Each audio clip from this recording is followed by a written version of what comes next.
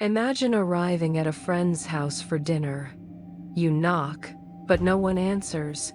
You push the door open. The table is set. The food is there. But the house is completely silent. The people have simply vanished. Now, multiply that by 115 people. This is the story of Roanoke. It is American history's oldest cold case, a mystery that has puzzled historians, archaeologists, and storytellers for over 400 years. In 1587, over 100 English men, women, and children settled on a small island off the coast of what is now North Carolina. 3 years later, they were gone. They left behind no bodies, no graves, only one cryptic word carved into a wooden post. What happened to the lost colony? Let's step back into the world described by historian Jean Fritz to find out. The year is 1587. Until now, English attempts to settle in the New World have been military operations, soldiers looking for gold and fighting the Spanish. But this time, it was different. This expedition, led by an artist named John White, wasn't an army. It was a community. There were families. There were pregnant women. They weren't coming to conquer. They were coming to live. They arrived at Roanoke Island in July. It was late in the year to plant crops, and tensions were already high. The pilot of their ship refused to take them further north to the Chesapeake Bay, where they wanted to settle. He dumped them on Roanoke and left. Despite the fear, there was hope. On August 18th, John White's own daughter, Eleanor Dare, gave birth to a baby girl. She was named Virginia Dare, the first English child born in the New World. She represented the future, but the supplies were dwindling. The local Native American tribes were becoming hostile. It was a heartbreaking decision. John White didn't want to leave his daughter and his newborn granddaughter, Virginia, but the colony needed food, tools, and protection. He promised to return quickly. He sailed for England in late August 1587. He thought he'd be gone for 6 months. He was wrong. Just as White arrived in England, war broke out. The mighty Spanish Armada was sailing to attack England. Queen Elizabeth I ordered every ship to stay in port to defend the nation. John White was grounded. For 3 agonizing years, White tried to get back. He sat on the docks, looking west, knowing his family was waiting, knowing the supplies were running out. Every day that passed was a day the colony might be starving.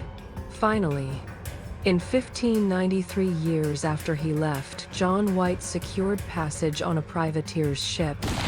He was going back to Roanoke. The journey back was a nightmare. Storms battered the ships. But on August 18th, 1590, on Virginia Dare's 3rd birthday, John White finally spotted the smoke of a fire on Roanoke Island. His heart must have soared. Smoke meant people. Smoke meant life. He and the sailors rowed toward the shore. They played trumpet calls and sang English songs, hoping to alert the colonists that help had arrived. But no one answered. When they landed, the fire they had seen was just a brush fire, likely started by lightning. They walked up the sandy bank to the settlement. The houses were gone. They had been taken down, not destroyed, but dismantled carefully. The area had been fortified with a high palisade wall of trees, and there, standing in the silence, was the only clue they would ever find. Before he left 3 years earlier, White had told the colonists, "If you move, carve the name of where you are going on a tree. If you are in danger or distress, carve a cross above it." White found a tree with the letters CRO carved into it. Then, on a post near the entrance of the fort, he found the full word, Croatoan. White looked frantically for a cross. There was no cross. This gave him hope. Croatoan was the name of a nearby island, now Hatteras Island, home to a friendly Native American tribe. He believed his family had simply moved there to live with the natives. He prepared to sail to Croatoan immediately, but nature had other plans. A massive hurricane began to form. The ship's anchor cable snapped.